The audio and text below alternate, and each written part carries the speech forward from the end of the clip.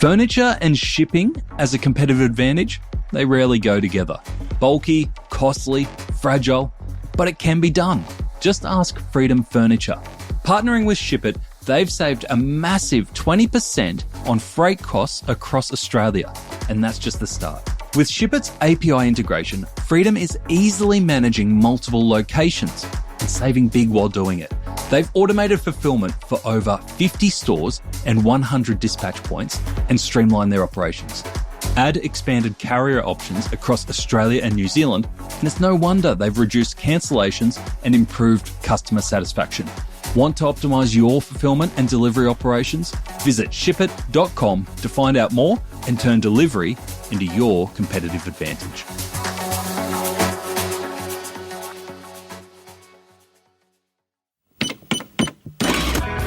Welcome to The Checkout. We catch up with previous Add to Cart guests and ask them 5 quick questions to get to know them better and leave you with a little extra inspiration to get through your Friday. Here's your host, Bushy. Today's checkout features Nate Spiteri, co-founder of Shopfront, the innovative platform that's making it easier than ever to sell secondhand goods across marketplaces like eBay and Depop. Nate shares stories about the gems that he refuses to sell, the book that shaped his journey, and the biggest challenges of building a game-changing business in the secondhand economy. Nate, welcome to The Checkout. It has been brilliant having you here for our main conversation where you shared where you're at with Shopfront, which is a really interesting piece of software to connect sellers with marketplaces such as eBay, Depop, and a lot more. So thank you for sharing that. And I just think it's really exciting what you're doing with the secondhand economy and empowering sellers there. But we are here to learn a little bit more about you. So I've got 5 quick questions. Number 1, what is the weirdest thing that you've ever bought online? Are you a secondhand shopper yourself? Yeah, absolutely. Literally 90% of my wardrobe is from like Depop or eBay or something like that. Yeah, so you're practicing what you're preaching. I love it. Yeah, and I sell a lot too to make up for that. So I try to recycle my wardrobe as much as possible, especially when in London where things are so expensive. I almost had to. I had to do it that way. So yeah, massive participant, I'd say.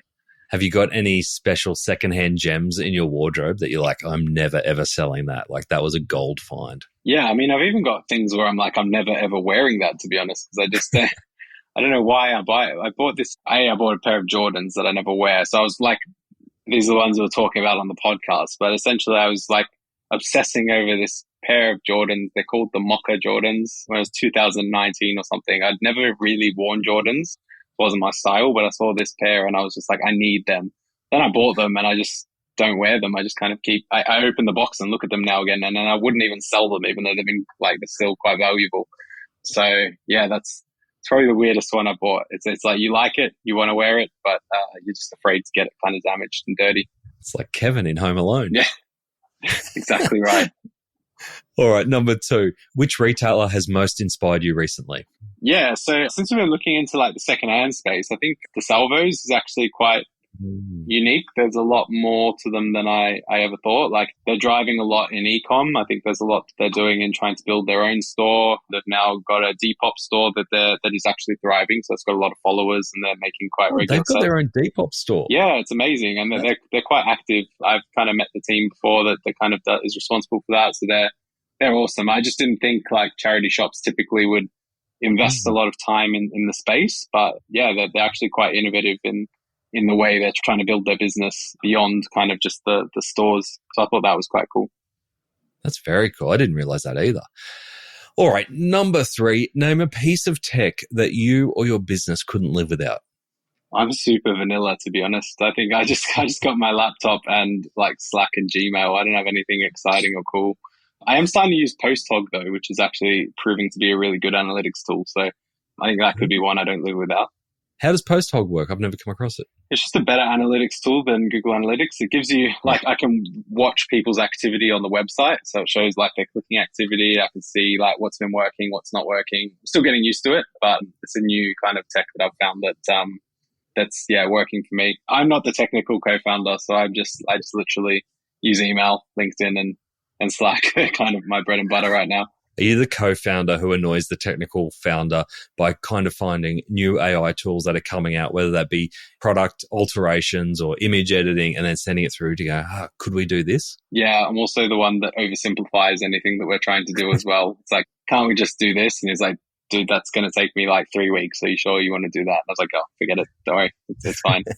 I will have like a little new feature that would have taken quite a while to figure out and build. And I would just be like, oh, yeah, it's okay. Or like, yeah, can't we just, yeah. So I'm that guy, and I'm learning just to not be that guy anymore as much as possible. All right. Number 4, can you recommend a book or a podcast that our listeners should immediately get into?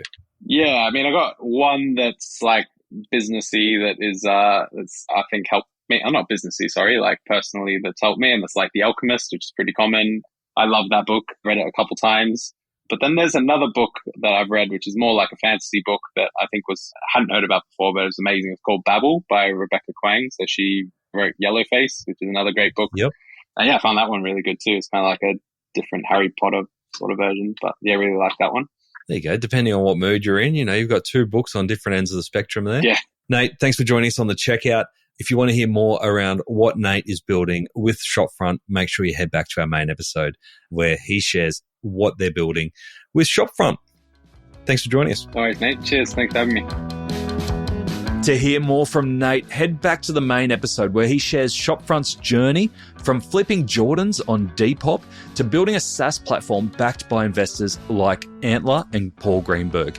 Nate dives deep into the secondhand economy and explains how AI, automation, and a niche focus are driving his mission to empower secondhand sellers and bring circularity to e-commerce.